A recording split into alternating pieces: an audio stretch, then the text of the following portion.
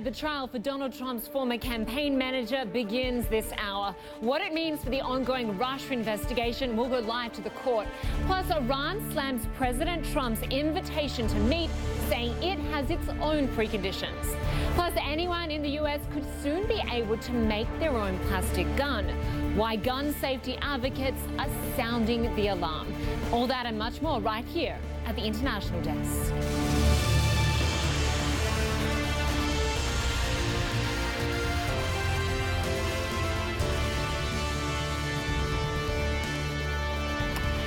Welcome, I'm Lynda Kinkade. US President Donald Trump has repeatedly said there is no collusion. But as the first trial in the special counsel Robert Mueller's probe gets underway right now, the US president has a different message. A short time ago, he tweeted, "Collusion is not a crime." But that doesn't matter because there was no collusion except by crooked Hillary and the Democrats. This comes as Mueller's Russia investigation is facing its first big test in a Virginia courtroom. Jury selection is expected to start any moment now in the trial of Donald Trump's former campaign manager, Paul Manafort. Manafort is facing federal tax and bank fraud charges. We're going to have much more on that in just a few moments. I want to go to Iran now, which has dismissed US President Donald Trump's unexpected olive branch to, quote, meet whenever they want. An Iranian lawmaker says the US withdrawal from the nuclear deal is far worse than any possible preconditions for talks. And the Iranian president again called the US exit from the nuclear pact illegal without even mentioning the invitation. Mr. Trump's abrupt shift in tone comes little more than a week after he tweeted an all-caps threat to Iran. I would certainly meet with Iran if they wanted to meet. I don't know that they're ready yet. They're having a hard time right now. But I ended the Iran deal. It was a ridiculous deal. I do believe that they will probably end up wanting to meet, and I'm ready to meet anytime they want to. And I don't do that from strength or from weakness. I think it's an appropriate thing to do. If we could work something out that's meaningful, not the waste of paper that the other deal was, I would certainly be willing to meet. Do you have preconditions for that meeting? No preconditions, no. If they want to meet, I'll meet. We have got this story covered from every angle. CNN international diplomatic editor Nick Robertson is in London, and Jeremy Diamond joins us from the White House. Good to have you both with us. I want to go first to Nick. We saw these recent attacks by President Trump on Iran. Now he's put out the fact that he wants to have a meeting, no preconditions. That was quickly slapped down by Iran, who do have preconditions.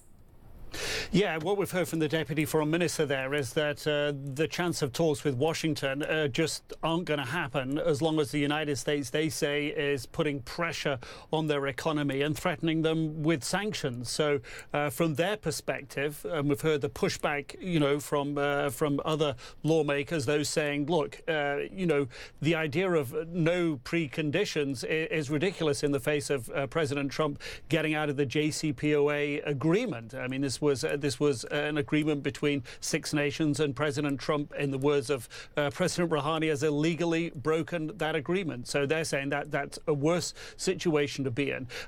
I think perhaps the reality of the situation here is that maybe, just maybe, I throw it out there, you know, President Trump heard his critics following, you know, his all-cap tweets at the Iranians last week and the threat of consequences, that was perhaps having the reverse effect that he would want it to have, that it would perhaps put off some of those anti-government protesters in Iran from, you know, from potentially looking towards the United States for support. Here he seems to be leaving it very much in the hands of the Iranian leadership to have this meeting. He's making himself sound like the one who is sounding reasonable at this stage. Of course, Iranians, everyone, top leadership down to man on the street, has a very different recent experience of the president. Yeah, they certainly do.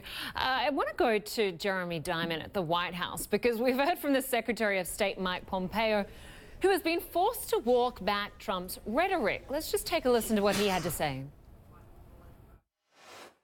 If the Iranians demonstrate a commitment to make fundamental changes in how they treat their own people, reduce their malign behavior, can agree that it's worthwhile to enter in a nuclear agreement that actually prevents proliferation, then the president said he's prepared to sit down and have the conversation with them. Jeremy, that certainly sounds like a complete contradiction to what President Trump had to say. Yeah, I don't think there's any other way to read it. When you hear the President of the United States say no preconditions, and then you hear the Secretary of State there tick down what I think are 3 preconditions there: commitment to change how they treat their people, reducing their malign behavior, and agreeing it's worthwhile to enter a nuclear agreement that would do more than the nuclear agreement negotiated with the Obama administration. Those are 3 very clear preconditions. So we're seeing once again this kind of dissonance between what the President is saying and what his senior foreign policy advisors are saying. It's not all that dissimilar to what we saw before the president ended up sitting down with North Korea's Kim Jong-un, of course. At that time, the president had also suggested that there would be no preconditions. The White House then later said that they needed to show some kind of serious steps toward denuclearization before they could sit down with the U.S. president. Of course, he ended up sitting down with Kim Jong-un without any clear preconditions having been met beforehand, beyond some vague promises toward denuclearization. The one difference here, it seems, as Nick pointed out, is that the Iranians are not as willing and eager to meet with the U.S. president as Kim Jong-un was and has been for so many years, of course, before his eventual meeting with Donald Trump. All right, we will continue to follow this closely. Jeremy Dummond for us at the White House. Nick Robertson in London, thank you both very much.